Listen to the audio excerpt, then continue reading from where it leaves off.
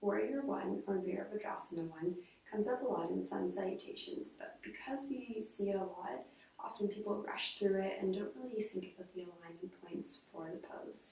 Now, there are some variations on where to put the feet for this posture depending on what type of yoga you practice, but this is the alignment that I was taught and what I feel works best for my body and my practice. So watch this video, see the points, but if you've been taught something different and you really feel like you'd like to use different alignment points, then do that. So starting at the top of the mat, I'm just going to step into this pose so you can see the alignments. I won't go into it from flow. So one foot's forward here. I'm going to have my left foot forward. I'm going to have my right foot the back of the mat. Now the first point here is that the feet should be hip distance apart. So imagine if I stepped my right foot forward, my feet would be hip distance, because Warrior One is a neutral rotation of the hips. So that means that the hips are not open out to the side, the hips are pointing towards the front of your mat. So that's the first alignment point to think about, is the distance of the feet. The second alignment point is the back foot.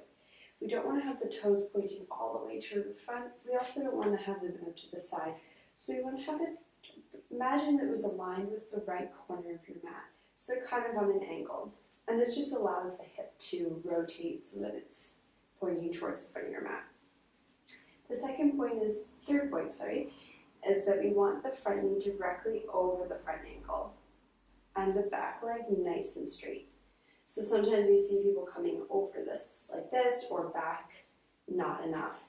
So just directly over, and not just over this way, but also over right to left. So we don't want the knee tipping into the inside and balancing on the inner edge of the foot. We also don't want to be on the outside edge of the foot. So just finding all four corners of the feet, hips pointing towards the front of the room.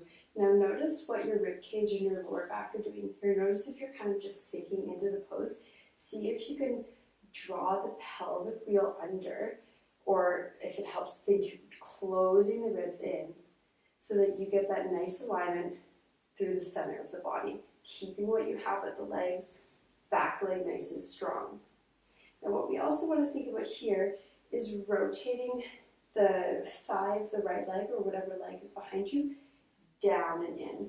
So that just helps keep both hips towards the front of the mat. You think about tucking that thigh under.